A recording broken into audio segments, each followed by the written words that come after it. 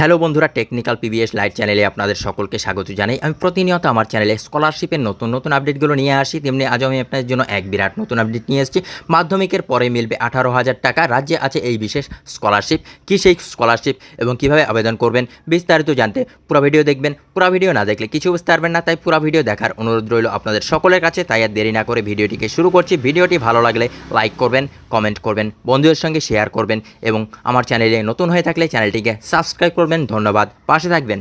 প্রতি বছর টাকার অভাবে মাধ্যমিকে পাশের পর পড়া ছেড়ে দেয় পড়ুয়াদের একাংশ। তাদের জন্য স্বামী বিবেকানন্দ স্কলারশিপ চালু করেছে রাজ্য সরকার। আর্থিক কারণে যাতে উচ্চশিক্ষায় বাধা না পড়ে তার জন্য নেওয়া হয়েছে পদক্ষেপ।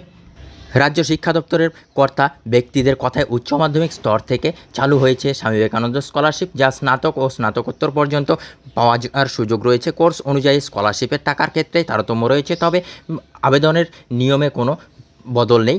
ইচ্ছুক প্রার্থীদের অনলাইনে আবেদনের সুযোগ রয়েছে। স্বামী বিবেকানন্দ স্কলারশিপ পেতে হলে আবেদনকারীকে 60% নম্বর পেতে হবে। এই নম্বর না থাকলে আবেদন করা যাবে না। এছাড়া পরিবারের বার্ষিক আয় 2.5 লাখ টাকার কম হতে হবে। উল্লেখ্য, কলা, বাণিজ্য ও বিজ্ঞান বিভাগের স্নাতক পড়ুয়ারা এই স্কলারশিপ পাবেন। এছাড়াও টাকা দেওয়া হবে আইআইটি, ইঞ্জিনিয়ারিং, মেডিকেল, স্নাতক ও ডিপ্লোমা নার্সিং কোর্সের পড়ুয়াদেরও। ফার্মেসি, প্যারামেডিক্যাল, কলা ও বিজ্ঞান স্নাতকোত্তর, বিএড এবং পিএইচডি পড়ুয়াদেরও স্বামী বিবেকানন্দ স্কলারশিপ পাওয়ার সুযোগ রয়েছে।